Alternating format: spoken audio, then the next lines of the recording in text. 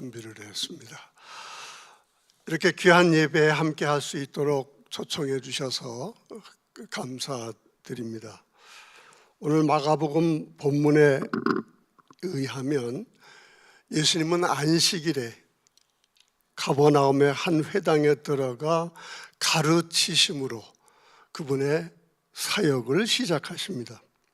당시 유대인 남자 성인들은 회당에 들어가서 성경을 읽고 본문 가운데 한 주제를 택해서 그것을 화두로 삼아 이야기할 수 있었습니다. 이제 예수님을 말씀을 들은 사람들은 깜짝 놀랍니다. 그리고 수군대죠. 그가 가르치시는 것이 권위 있는 자와 같고 서기관들과 같지 않다. 우리 세번역에는 율법학자라고 되어 있습니다만은 같은 의미죠. 본문은 예수님이 어떤 내용으로 가르치셨는지 언급하지 않습니다. 단지 그분의 말씀에는 권위가 있었다. 이것을 강조합니다.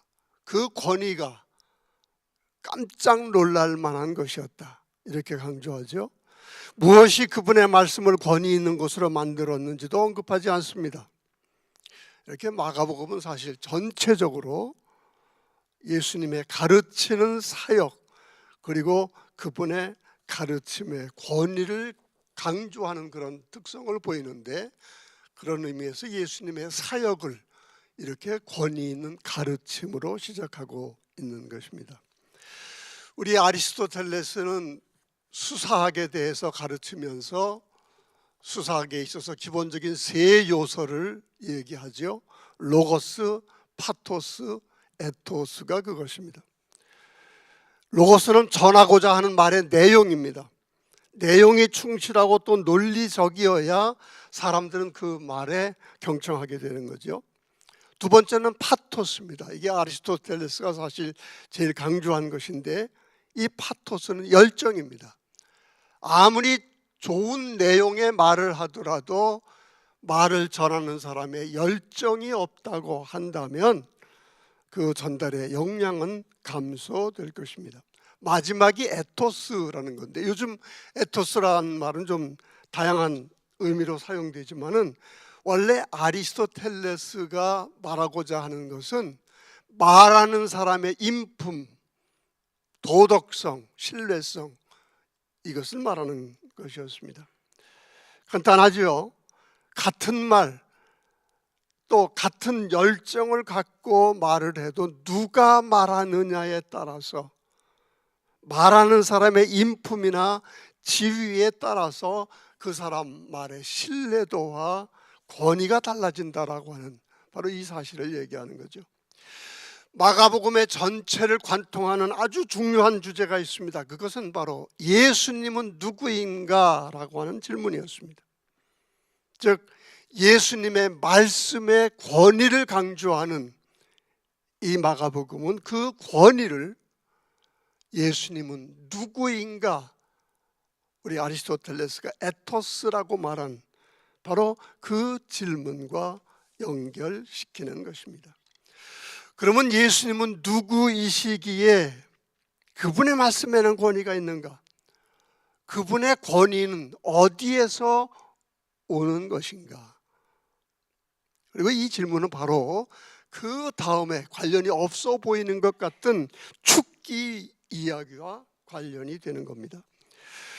회당에서 가르치실 때 회당에 더러운 귀신 들린 사람이 예수님을 향해 소리를 칩니다. 나사렛 예수여, 우리가 당신과 무슨 상관이 있나이까? 우리를 멸하러 왔나이까? 나는 당신이 누구인지를 아노니 하나님의 거룩한 자입니다. 요즘 귀신에 대해 말하는 것은 시대에 뒤처진 이야기일 수 있습니다. 그러나 여전히 우리는 부자유합니다. 여전히 우리를 속박하며 우리로 하여금 우리가 원치 않는 행동을 하게 하는 그러한 힘을 우리는 느끼게 됩니다. 우리로 하여금 스스로와 주변을 파괴하게 만드는 힘, 그것이 우리 주변에 우리의 삶에 실제하고 있다고 하는 사실을 우리는 부인하기 어렵습니다. 아주 쉬운 예로 미움이라고 하는 것을 생각을 해봅시다. 내가 누구를 미워한다고 할 때 내가 미워한다고 생각하죠. 그리고 나는 정당한 이유가 있어서 그 사람을 미워한다고 생각을 합니다. 그러나 영적으로 볼 때 내가 미움에 사로잡혀서 미움의 지배를 받아서 그렇게 행동한다고 하는 어떤 그런 경우가 많다는 것을 우리는 기억할 필요가 있습니다. 사실 영적인 면에서 우리는 많이 자유롭지 못합니다. 부자유한 것이 우리 인간의 모습이고, 특별히 영적인 면에서 볼 때에 우리는 그러한 것을 인정할 수밖에 없습니다. 우리 귀신은 자기 스스로를 우리라고 복수형으로 말하기도 합니다. 귀신은 홀로 일하지 않는다는 것을 뜻할 수도 있습니다. 여러 가지 해석이 있습니다만은 귀신의 파괴적인 힘은 개인적으로나 사회적으로나 언제나 떼거리로 작용한다. 저는 이렇게 해석해 보기도 합니다. 이 귀신 들린 사람을 예수님을 우선 나사렛 예수라고 부릅니다. 예수님이 누구인지를 특정하고 있습니다. 그리고 한 걸음 더 나아가서 이 귀신은 나는 당신이 누구인 줄 압니다. 하나님의 거룩한 자입니다. 이렇게 예수님의 정체를 이야기를 해요. 귀신은 누구인지 예수님을 알아봅니다. 하나님의 거룩한 자라고 고백을 합니다.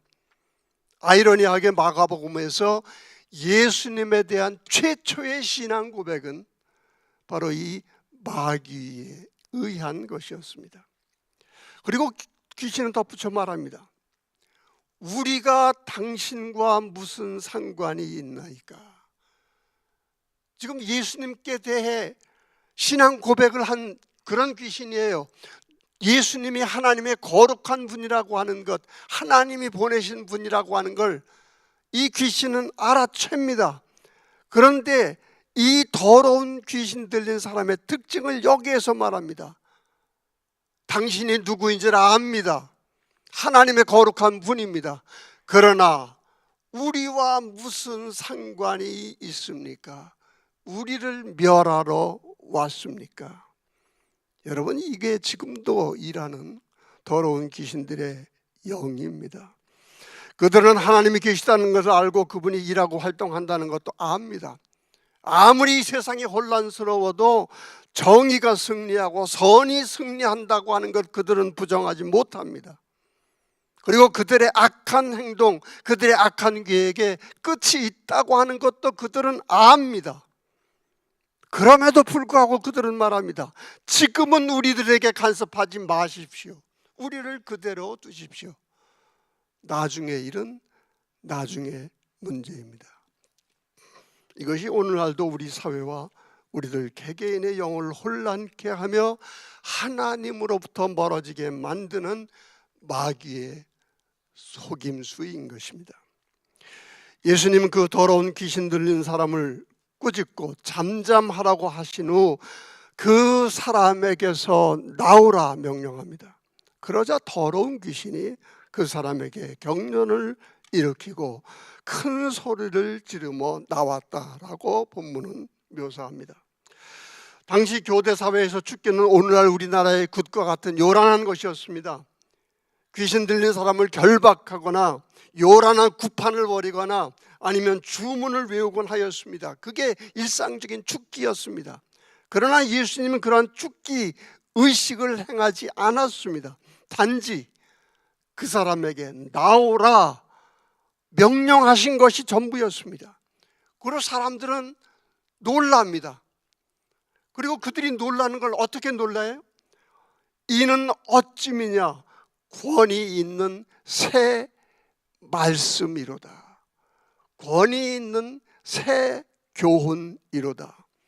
더러운 귀신들에게 명한즉 순종하는도다. 그들은 지금 죽기 장면에 놀라는 것이 아닙니다.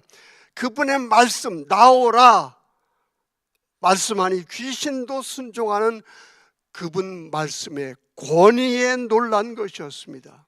그래서 마가복음은 이 귀축기 현상을 요약을 하면서 결론 지으면서 권위 있는 새 교훈, 새 말씀이로다, 이렇게 매듭 짓고 있는 것입니다. 예수님의 권위는 말씀하자 그대로 이루어진 말씀의 권위였습니다. 나가라 하니 귀신도 순종하는 말씀의 권위였습니다. 이 장면은 창조 때의 창조의 말씀을 연상케 합니다. 하나님이 어떻게 창조하셨지요? 어떤 재료를 사용하신 것이 아니었죠. 빛이 있으라 하니 빛이 있었습니다. 물론 말씀으로 창조했다고 하는 것은 하나님의 절대적인 능력을 말하는 방식입니다만은, 그렇다고 해서 하나님의 말씀은 요술박망회와 같은 것이어서 생겨나라 하니까 뚝딱 없었던 것이 생겨나는 어떤 그러한 것이 아닙니다. 창세기를 보면 하나님의 창조의 말씀, 그리고 그 말씀의 결과에는 질적인 내용이 담겨 있습니다. 하나님의 창조는 어둠에서 빛을 만들어내셨습니다. 혼돈에서 질서를 만드신 것이었습니다. 공허함을 가득함으로 채우신 것이 그분의 말씀의 능력이었습니다. 지금 예수님은 그 창조의 말씀처럼 하나님 창조의 질서를 어지럽히는 귀신을 나가라 라고 하는 이 한마디 말씀으로 쫓아내신 것입니다. 마가복음은 이어지는 본문들 가운데 가장 짧은 거죠. 이렇게 긴 16장에 불과한 그런 것입니다만은, 이어지는 본문들 가운데서 죄인들, 가난한 자들에게 하나님 나라의 복음을 선포하는 그 말씀 가운데 신적인 권위를 보인다. 이게 마가복음이 계속해서 나타나는 얘기예요. 우리가 그 말씀에는 언제나 기적이 수반됩니다. 그리고 그 기적은 하나님의 말씀의 권위, 신적인 권위를 어렴풋이 드러내고 있습니다.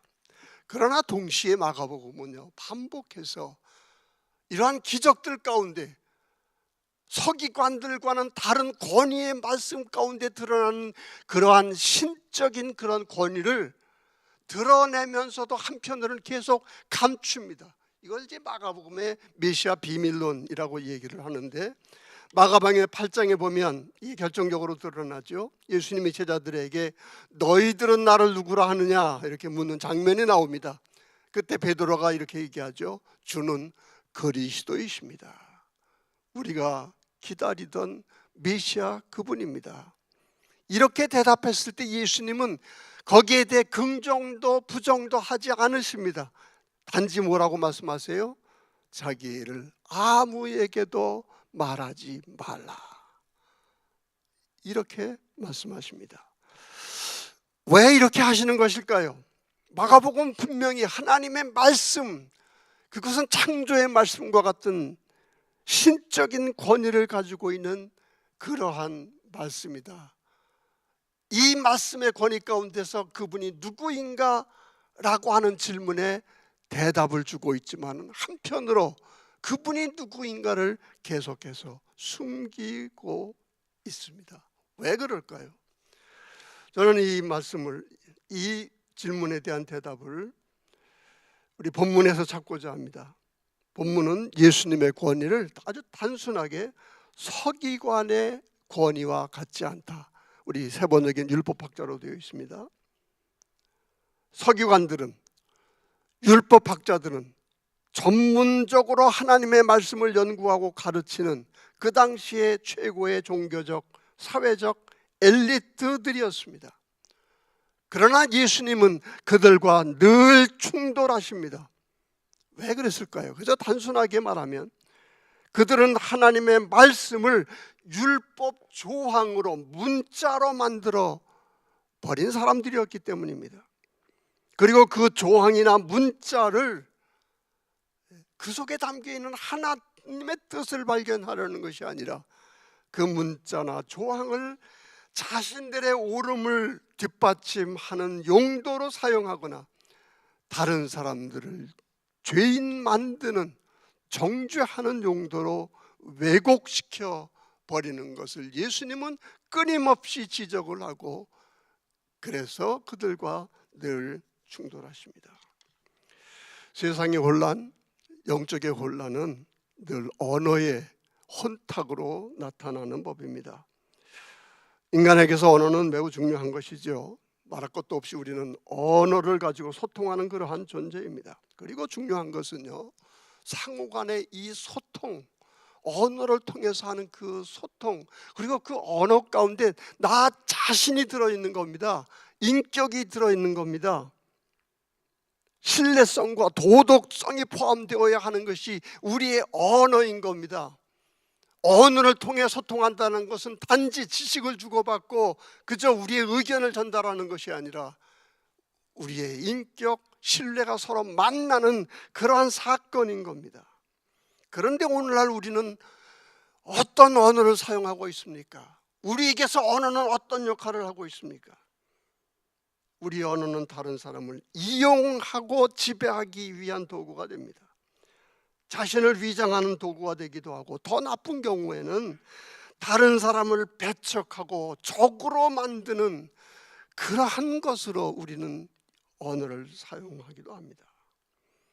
이런 언어의 왜곡을 지금 율법학자들에게 적용해서 말하자면, 그들은 율법을 하나님의 말씀이라고 가르치면서 그 말씀 가운데 마땅히 들어있어야 할 하나님의 인격, 하나님의 신뢰성, 우리를 사랑하시는 하나님의 사랑, 창조의 능력, 그런 것들은 다 빼어버리고 그 자리에 어때요? 문자라고 하는 것을 울타리로 자기 자신을 세운 것이었습니다.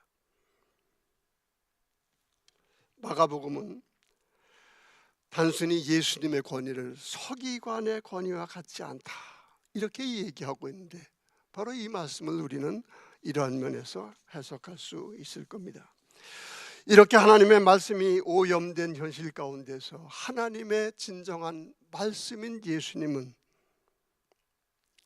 하나님으로부터 멀어진 사람들을 일부러 만나면서 자기 자신이 하나님의 말씀이심을 어떻게 해요? 그분의 말씀으로, 죄를 용서하는 말씀으로, 죄 때문에 병이 들었다고 하는 그런 사람들에게 병을 고치심으로, 기적을 행하심으로 진정한 신적인 권위를 가지고 그분의 하나님 말씀다운 말씀을 사람들에게 보여줍니다. 그리고는 결정적으로 그분은 말씀 자신이 되어 자신을 십자가에 못 박도록 내어 주십니다. 이게 바로 메시아 비밀론의 결론입니다. 왜 기적이 일어날 때 사람들이 우리가 기다리던 메시아 아닙니까? 당신은 그러이십니다 라고 할 때 잠잠하라, 이 일을 남에게 말하지 말라. 왜?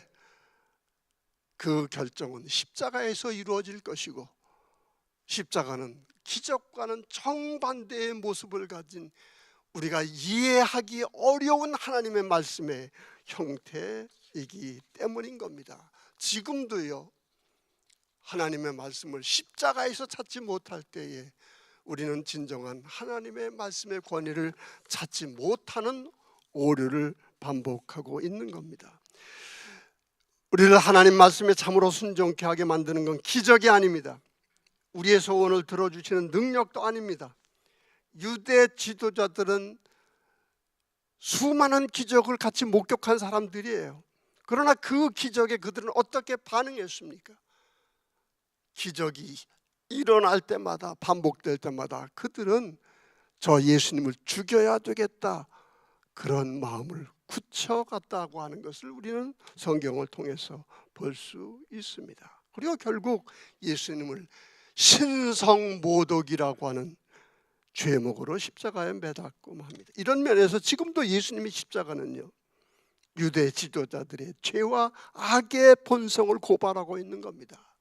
하나님의 말씀을 껍데기로 만들고 문자로 만들고 율법 조항으로 만들고 그 속에 있어야 할 참 하나님의 사랑을 빼내고 자기 자신들을 내세우는 바로 그러한 것을 지금 고발하고 있는 것이고, 동시에 그 십자가에서 참 하나님의 말씀을 찾고 그 사랑에 감복하는 믿는 사람들에게는 구원의 말씀이 되는 것입니다. 영적인 면에서 볼 때 점점 살기 어려운 때가 되고 있죠. 정말 인정하기 쉽지 않지만은 제정신 가지고는 제대로 살 수 없는 어려운 세상이 되어가고 있습니다. 그리고 이런 소용돌이에서 우리는 무기력할 수밖에 없습니다.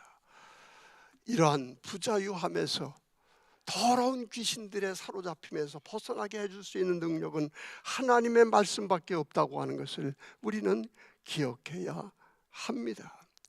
우리 가운데, 우리의 심령 가운데, 우리 모임 가운데, 우리 가정과 직장 가운데, 교회 가운데 권위가 되살아나야 합니다. 권위란 모든 질서의 토대입니다. 그리고 사랑의 권위만이 절대적이고 영원한 질서의 토대가 될 수 있는 겁니다. 말씀의 권위를 강조하는 마가복음의 주제는 바로 이러한 것인데, 돈과 권력이 때로 그러한 질서의 토대인 것처럼 보이지만 그것은 오래가지 못한다는 사실을 십자가 가운데서 참된 말씀의 권위를 찾을 수 있는 우리 믿는 사람들은 그러한 것을 깨달을 수 있습니다. 늘 듣던 익숙한 이야기입니다. 그러나 실제로는 어려운 이야기입니다. 때문에 우리는 홀로가 아니라 지금 이 모습처럼 믿는 사람들이 하나가 되어 말씀을 나누고 그 말씀을 통해 성령이 역사하도록 우리는 기도해야 합니다. 내 힘으로는 안 됩니다. 혼자 힘으로는 안 됩니다. 지금 바쁜 일정 가운데서도 주님의 말씀을 함께 나누며 기도하기 위해서 이 귀한 시간을 내어서 이 자리에 모이신 여러분에게 이러한 진정한 하나님의 말씀의 권위가 되살아나고 그것을 위해 성령의 도우심이 여러분과 함께 하시길 기원합니다. 아멘.